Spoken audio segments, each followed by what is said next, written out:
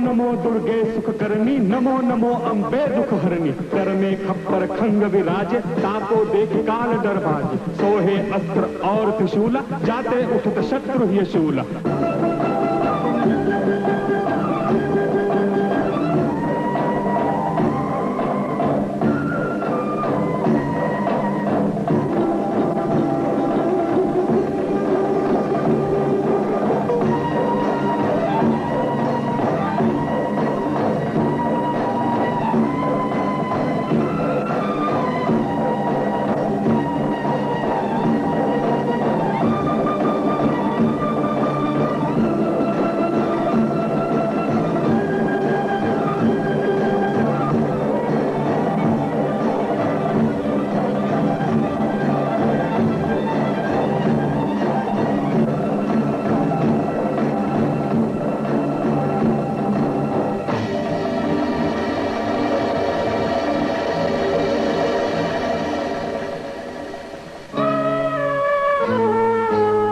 गिरिनंदिनी नंदित मेदिनी विश्व विनोदिनी नंदनुते। गिरिवर विंध्य शिरोधिनी वासिनी विष्णु विलासिनी जिष्णुनुते। गिरिवर विंध्य शिरोधिनी वासिनी विष्णु विलासिनी जिष्णुनुते। भगवती हेशिति कंठ कुटुंबिनी भूरि कुटुंबिनी भूरि कृते। जय जय हे महिषासुर मर्दिनी रम्यक पर्दिनी जय सुते।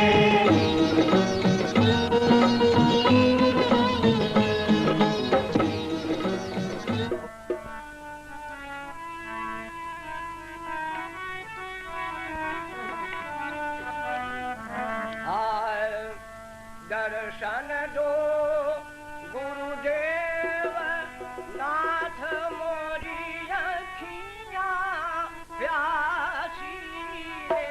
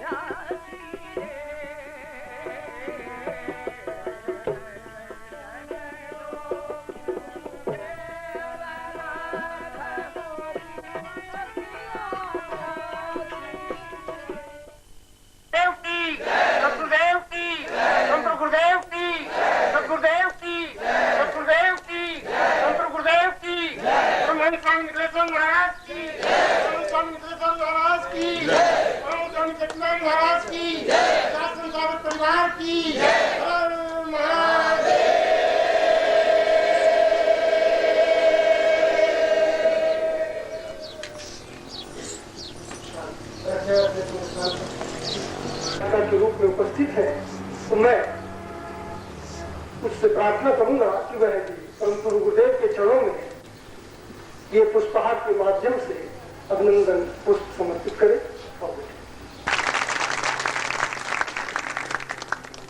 और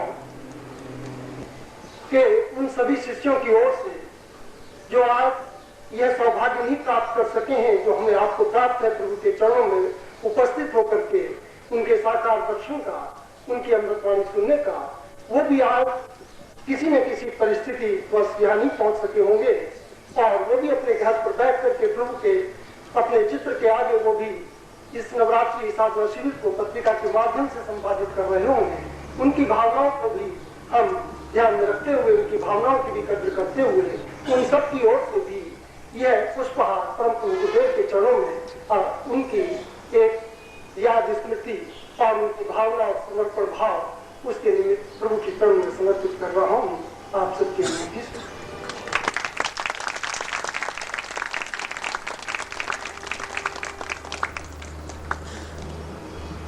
और इसके साथ ही परम प्रभु के चरणों में निवेदन है आप सबकी ओर से उनका आशीर्वाद हम सबको मिल सके।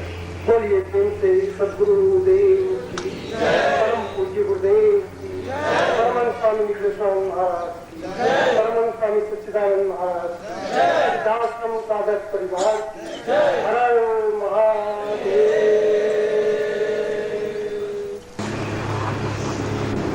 प्रातर्मरां प्रणम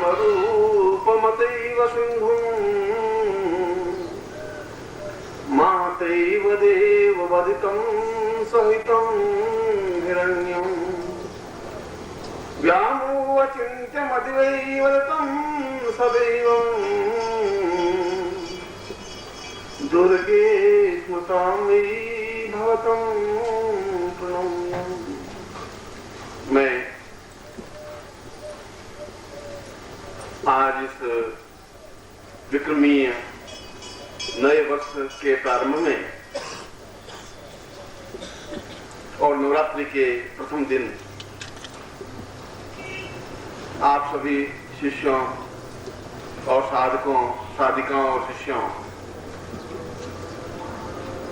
को आशीर्वाद देते हुए मां भगवती जगदम्बा से प्रार्थना करता हूं कि वे आपके जीवन की सारी इच्छाएं पूर्ण करें, आपके जीवन में पूर्णता दें और आपके जीवन को श्रेयता प्रियता दें। ऐसा ही मैं आपको आशीर्वाद दे रहा हूं।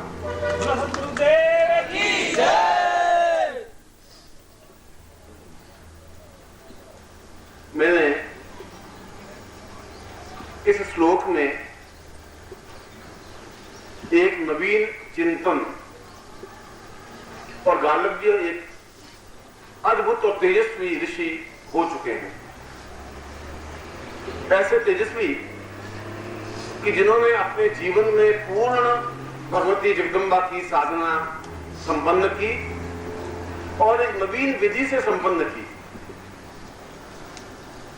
और जीवन की सारी आवश्यकताएं, जीवन की सारी इच्छाएं, मैं सोचता हूं कि गालव्य जितना ऋषि कोई भौतिक नहीं रह सकता और गालव्य जैसा व्यक्ति बहुत ज्यादा वीतरागी भी नहीं हो सकता। जीवन की दो अवस्थाएं होती हैं, या तो आगे पूर्ण भौतिक होता है जो केवल धन, पुत्र, यश, मान, पद, प्रतिष्ठा, ऐश्वर्य में डूबा रहता है। हर समय उसकी आकांक्षा, इच्छा रहती है कि ये जीवन में ये भी मुझे प्राप्त हो जाए, धन प्राप्त हो जाए, व्यापार प्राप्त हो जाए, पत्नी स्वस्थ रहे, मेरी तबियत ठीक रहे, पुत्र हो, आज्ञाकारी हो, बेटे हो, बेटियां हो, पोते हो, पोतियां हो, और ये सारा भौतिक जीवन में चिंतन बना रहता है। अधिकांश व्यक्ति ऐसे हैं। कुछ व्यक्ति ऐसे होते हैं जो वीतरागी होते हैं, जो सन्यासी होते हैं, जिन बात की कोई परवाह नहीं है, न पुत्र है, न पत्नी है, न बंधु है, न बांधव है, न समाज है, न रिश्तेदार है।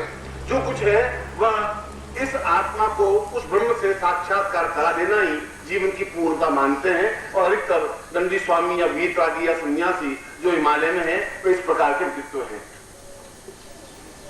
गालव्य एक ऐसे ऋषि थे जो अपने आप में पूर्ण भौतिक व्यक्ति भी थे और पूर्ण वीतरागी व्यक्ति भी बने, मगर उन्होंने अपने जीवन में उस विधि का सृजन किया जिस विधि के माध्यम से घोर भौतिक व्यक्ति भी उस ईश्वर के और चिंतन और प्रभु के या भगवती जगदम्बा के या इष्ट के साक्षात दर्शन कर सकता है। और हमारे जीवन की मूलभूत आवश्यकता यह है कि जो बहुत भौतिक व्यक्ति हैं वे भी दुखी हैं। यदि आप उनको पूरे दें तो उनकी जिंदगी में कोई न कोई अभाव, कोई न कोई परेशानी बनी ही रहती है। अगर पुत्र है तो आज्ञाकारी नहीं है, या लड़की है तो उसकी शादी नहीं हुई है, या धन नहीं है, या व्यापार की प्रॉब्लम्स आ रही हैं, या गवर्नमेंट की कोई ट्रबल्स हैं, या पत्नी का स्वास्थ्य ठीक नहीं है, या खुद की समस्याएं हैं, और ऐसी प्रत्येक क्षण कोई कोई संताप दुख से पीड़ित है और भौतिक व्यक्ति दुखी रहता ही है। मगर वीतरागी व्यक्ति भी दुखी रहते हैं, वे भी जीवन में ज्यादा सुखी नहीं रहते।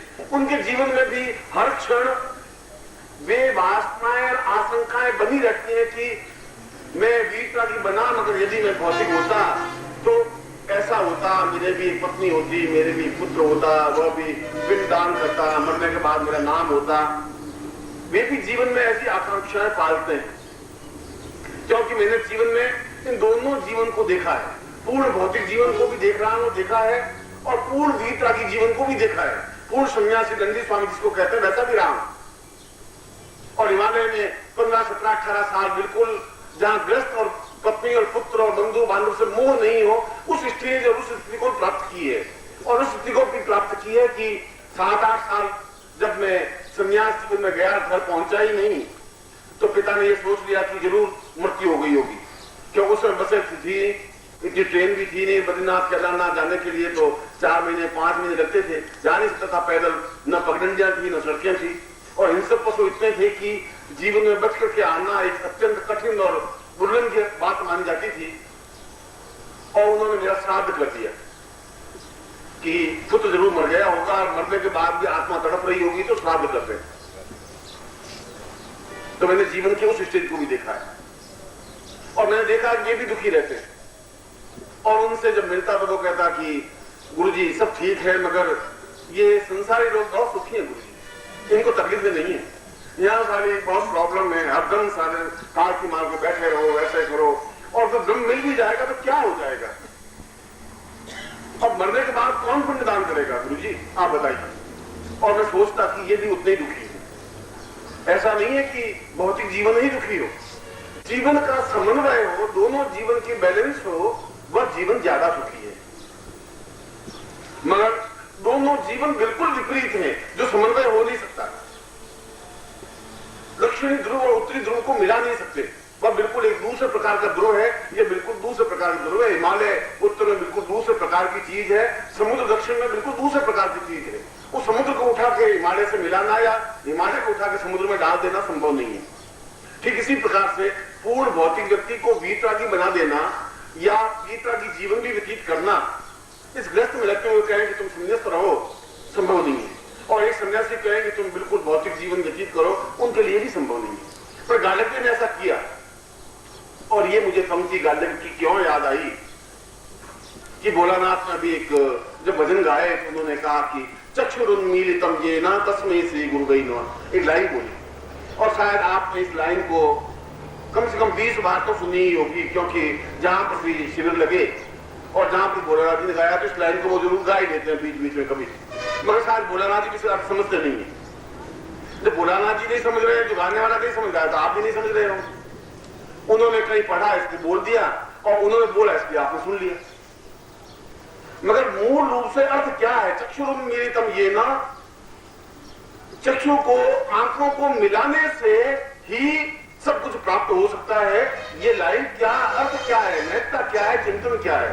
और यही चिंतन जो भोलानाथ ने बोला है वही गार्ग्य ऋषि ने कहा है, जो मैंने इस प्रवचन के प्रारंभ में कहा है कि भौतिक व्यक्ति भी और भौतिक व्यक्ति की जीवन की पूर्णता इस बात में है कि वह अपने जीवन में पूर्ण सुख प्राप्त करे, जो भी उसकी इच्छाएं हो, और जीवन में प्रभु के साथ